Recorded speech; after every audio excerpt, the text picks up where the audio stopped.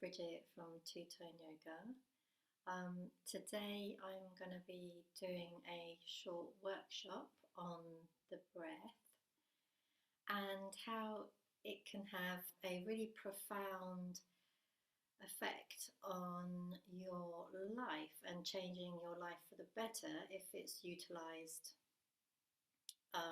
strategically and consistently in your everyday practice, in your everyday life. And I've been aware of techniques of breathing for many, many years. I've practiced yoga for many, many years. And never, even though before I was a yoga teacher, the teachers would say breathe in this certain way, and I thought, okay, well, that's relevant to the practice of yoga. And I sought out counselling when I was, well, I've had lots of counselling and therapy over the years for anxiety and depression. And I remember seeing leaflets about breath techniques and healing through breath. And I always kind of thought, well, yeah, kind of. I sort of get it, but you know, I'm feeling anxious and I feel my muscles are aching, or I feel anger or whatever. So, like, what is breath got to do with it? And it wasn't until probably about 3 years ago that I really started to research and practice and do deeper work on myself related to breath, that I realised, because at that time, about 3 or 4 years ago, I had very acute anxiety and it was affecting my breathing. My solar plexus area was really hurting. I was getting panic attacks, which can be so unpleasant, and just and just really then started to implicate simple breathing routines and techniques, which has totally turned around my existence and well-being. So I wanted to share some of the basic elements with you. I go into more detail in my wellness programs, but just to touch on some tips for you to work with. So I'm going to start the session very simply with a breathing technique. So I'm going to have my little aid here. This is called a Hoberman sphere, and I use it when working with children, also with adults as well, because it's so visual. But it's a very simplistic tool to be able to focus on to help with breathing. So without too much explanation or anything, I just want you to sit comfortably. And when I pull my Hoberman sphere open, so when it goes to the full capacity, so when I start to pull it open, you breathe in until it's full capacity, and you're breathing in, and now you'll breathe out, and breathe out through your mouth. So we're just going to do that a few times to settle, to become aware, become present inside yourself, and experience the oxygen and CO2 exchange, and how that has an effect on your, just how you are right now. Okay, so we're going to start off with breathing in. Make sure your spine is upright, and what can happen is, if the head is tilted forward, the chin down, the air passages are slightly restricted. So we want to engage the neck flexors, these muscles here, to help stabilize. And also that's a mood lifter as well. Just the posture is important to help elevate your mood. So we'll start off with the head upright. Breathe in through the nostrils. Good. And then I want you to breathe out through the mouth.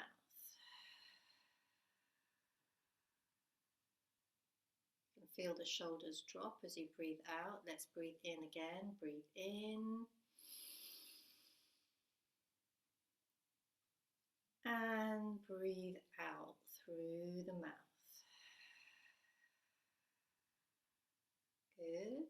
Let's do that again. Breathe in.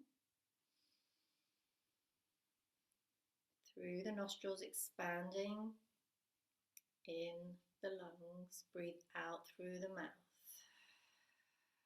Just feel the air across your lips. Feel the release. We're going to do that again. Breathe in.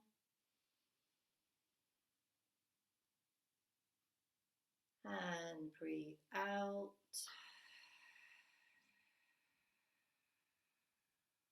Sometimes people can feel lightheaded when they do this because they're just not used to doing deeper breaths. Breathe in.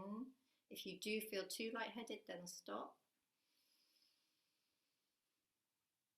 And breathe out through the mouth. Release. Let go. We're going to do one more of those. Breathe in. Open up the belly as well as the chest, and breathe out.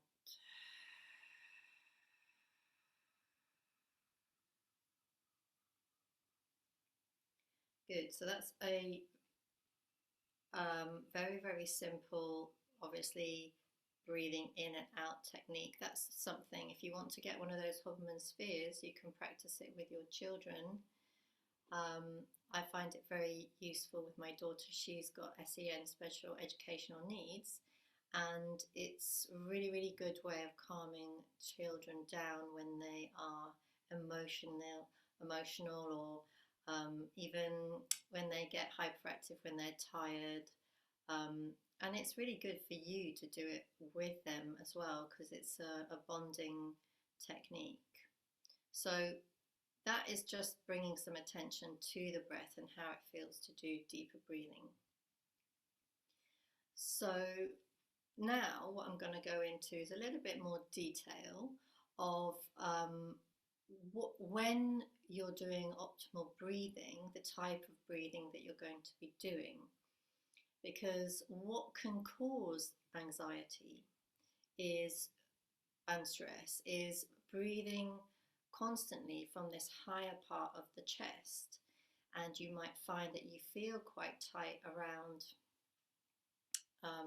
the chest area just below the clavicle, so these bones here, and that for most people is the most common area, so up here, of where you're breathing from. It's almost as though we think or feel that our lungs probably are just sort of this big, but actually the lungs are triangular shaped, and we want to try and get the breathing to extend down to the lower part of the lungs. So I'm just going to go into what muscles you want to be using when you're doing deeper, more restorative breaths. So it's important for you to know what you're clicking into, tapping into, as far as the muscles are concerned, because like I said, most people, when they think they need to take a deep breath, do this. And often in workshops that I do and working with children, I'll say, okay, let's sit down, take a nice deep breath, and I see a lot of this. So it's all upper chest area that tends to get activated. So I want you to be aware of the primary breathing muscles, which are, so it's all backwards when I do it like this. So the primary breathing muscles, this is a basic picture of a body, so excuse my drawing. And you've got, as I talked before, your air passages. So we want to be aware of how we are regularly holding ourselves as a first point of call. So if you find your chin is down a lot, you're on your phone a lot, or you're on your computer a lot, and these the breathing channels are consistently restricted, that's going to affect how we're getting the breath into our body. So we want to make our posture good, sit back, sit up, shoulders down away from the ears. I mean, it's all really basic stuff, but we need to be reminded to do those things because tiny tweaks like this can make big changes. So that's the first point. The second point is to show you where the PBMs are, primary breathing muscles. So there are more than this, but I'm just going to concentrate on these for sake of simplicity today. So we've got this one here, which is the diaphragm. And this is really important. As we breathe in, diaphragm goes down and the belly ideally would expand. So think of a Buddha belly, you know, like a little pouch.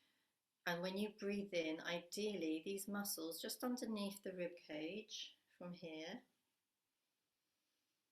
would expand open, and that allows the belly to open up and the lungs to get filled with oxygen deeper down, not just at this top level here. The second ones are in between the ribs here, and they're called intercostal muscles. So practicing getting those muscles, and they're in the front of the body and the back of the body, and when you're doing deeper, slower breathing, making that conscious connection between which muscles am I opening up to facilitate this is an important step, because otherwise we tend to just go to the top of the chest and we're actually stimulating the nervous system, which is contrary to what we're trying to do. So that's the sympathetic nervous system if you're breathing from this top area. So I'm going to go into that now. So just want you to remember this diagram. These are the core areas that we're looking at, the muscles that we're trying to utilize. So I talked about the sympathetic nervous system, and I'm going to talk about the other one, the parasympathetic nervous system. So they're both part of the autonomic nervous system. So going into a bit more detail about that. When we're anxious, nervous, stressed, angry, so the emotions that tend to come from the base of the brain, the R complex, so that's the more ancient patterns of our programming. We go into this fight or flight system, and these days with the stresses that we have to deal with all the time and the busyness that seems to happen, and the connection with computers or televisions on a constant basis are very inducive of stress. So that's firing up our flight or fight system, and the flight and fight system, the sympathetic nervous system, is pumping out adrenaline and cortisol, and those are stress hormones and can be precursors to many illnesses and disease. So what we want to do is try to practice when we're feeling the adrenaline, the kind of rush of anxiety or stress, to be able to counteract it, smooth it down, and bring in the calming chemicals, so serotonin and oxytocin and endorphins, but endorphins can, yes, it is endorphins, but we want to regulate endorphins as well. So yeah, the more soothing, calming chemicals. So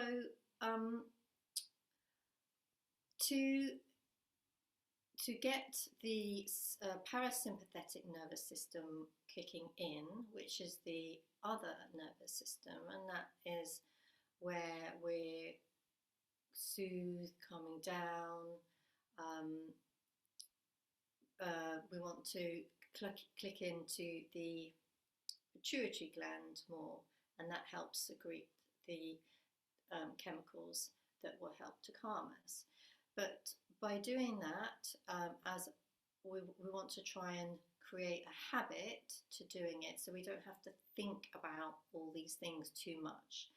just when you start to feel stressed or anxious or nervous, you can click into, okay, how am I going to first initially deal with this? And that, in my opinion, is by going to the breath. So what I recommend is that we clock into how we're breathing. I suggest to do between 2 to 4 times a day is to check in. So how am I breathing right now? Where am I breathing from? And I would probably think a lot of the time you will be breathing from this upper part of the chest. So ideally we want to then become aware of how you're breathing, where you're breathing from, and then start to take that into a deeper type of breathing. And this can be something you do in 20 seconds or 30 seconds, or you can make it a longer exercise. So that is going to be kicking the parasympathetic nervous system into play to calm us down. So the first exercise that I'm going to share with you is very simple. There are so many different breathing techniques, and this one I think is one of the simpler ones. Sometimes people say that they have breathing problems or asthma, so just doing very simple breathing in and breathing out exercise, if that's the case for you, is a good point of call to start off with. So 4 times a day, checking in, how am I breathing?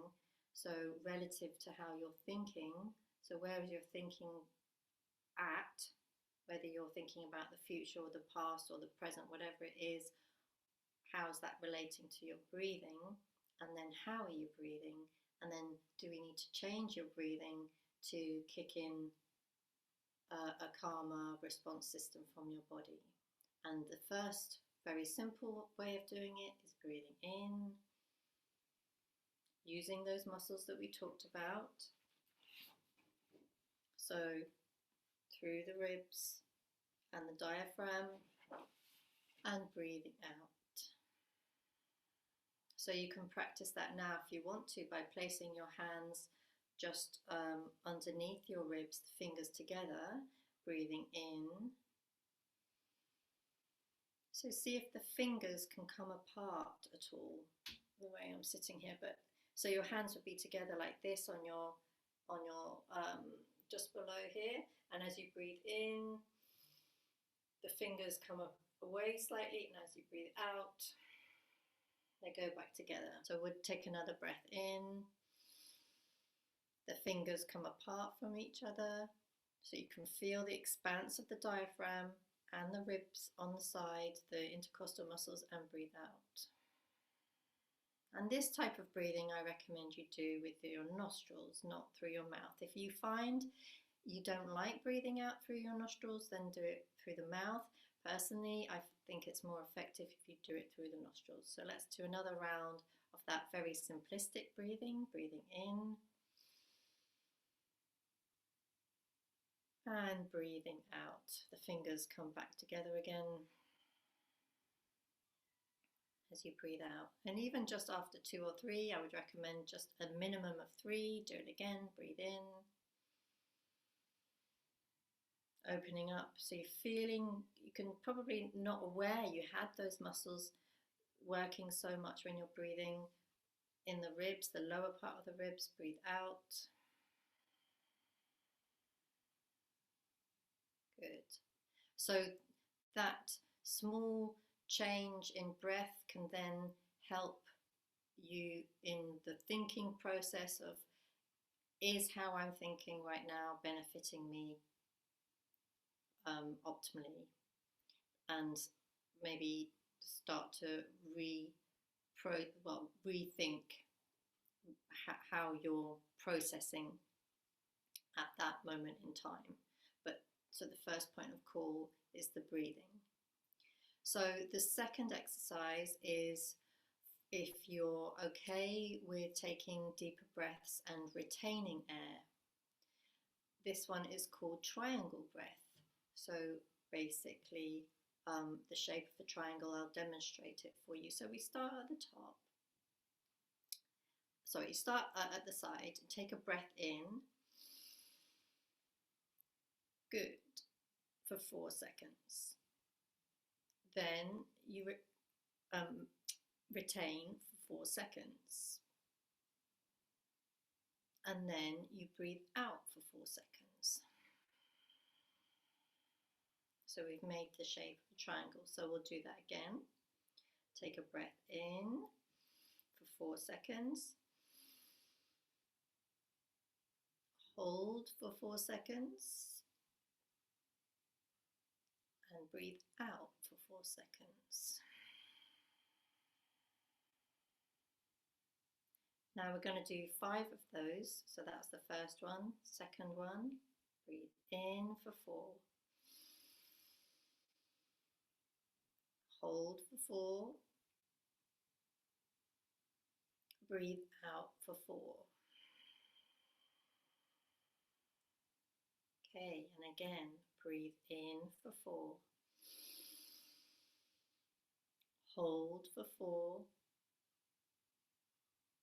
Breathe out for 4. 2 more. Breathe in for 4. Hold for 4. Breathe out for 4. I'm going to do that again. Breathe in for 4. Hold for 4. Breathe out for 4. Good. Okay, so that was a round of 5.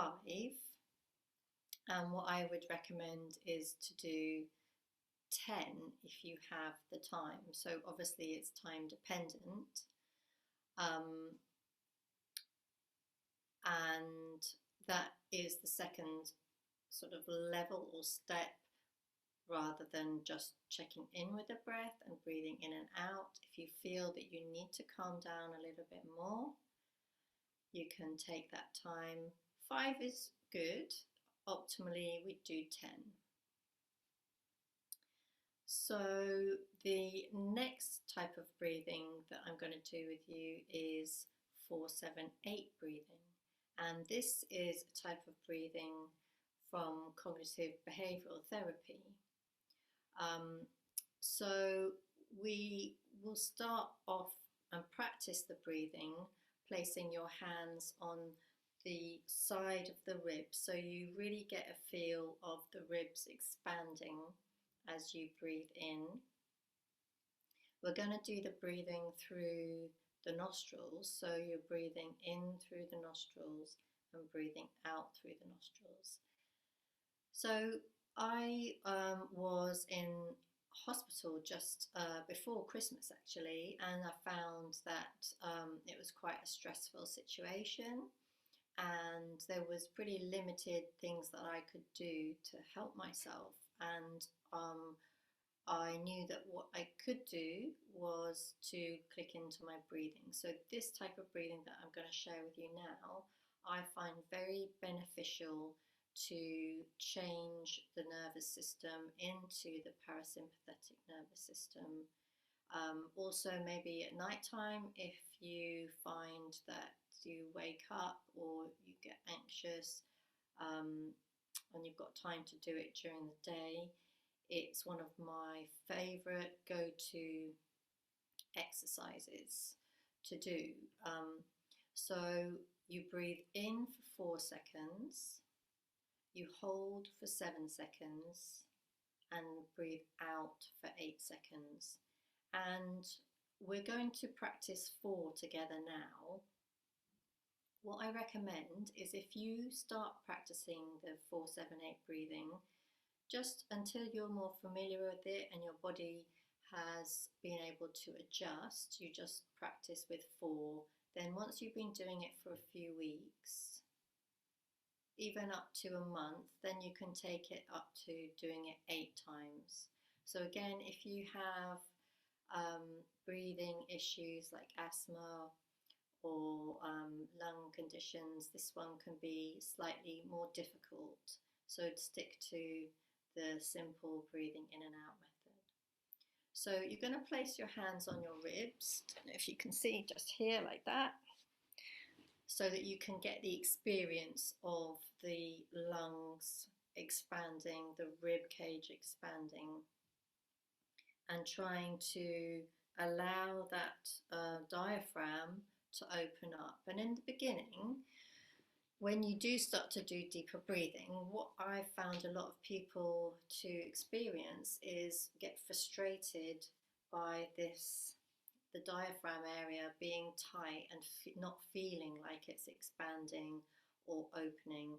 So just take small steps at a time. In the beginning, it's just trying to get used to taking the breathing from the chest down to the lower part and opening the belly. So slow steps. And also a way to practice can be on your back, and then you really can clock into and see the belly rising and falling. It's a nice thing to practice at night time. So the hands are on the ribs by the side, so you can experience them open up. And we're going to breathe in. We're going to do this 4 times. You're going to breathe in for 4, hold for 7, and breathe out for 8. We're doing all of this through the nose, okay? So let's take a breath in for 4. Hold for 7.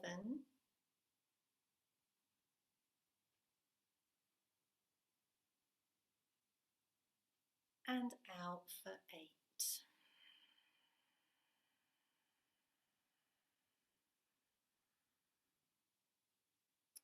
And again, breathe in for 4. Hold for 7.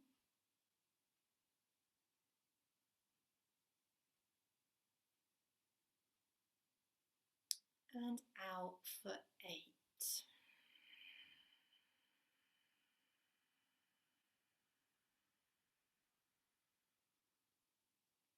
Okay, let's do that again. Breathe in for 4.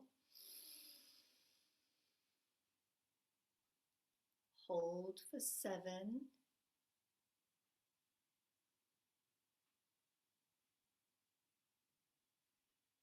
And out for 8 through the nostrils.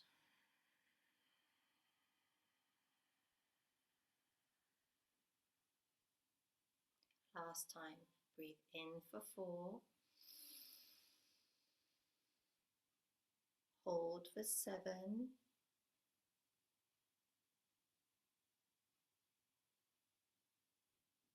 And out for 8.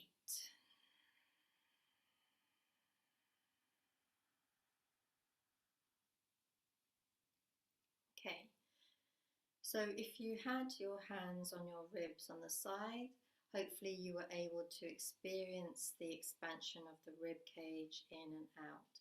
And if you found that more tricky and you found that difficult to experience, then just spend a bit of time practicing this particular routine more often. You can try it daily and see if the intercostal muscles, they're the ones in between the ribs, and the diaphragm start to open and loosen a little bit.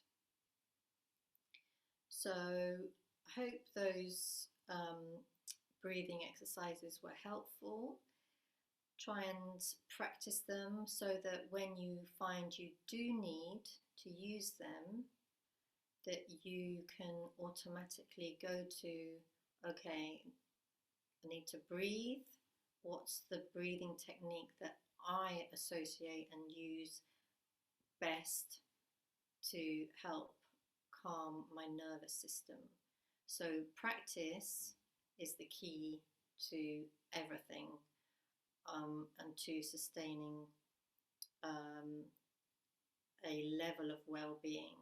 So if we can put the work in, the practice, the same with the meditation. If you do the practice, then you create, it's almost like a bank account of reserve to pull from. Because often when we're in a state of anxiety, anger, or distress, the brain goes off on 100 different paths where you start to panic. So if we try and train the reaction to be breathe. So it might be your kids are driving you absolutely mad, you just want to shout at them or whatever. Take a step back, breathe. You're in an argument, someone's triggered you at work.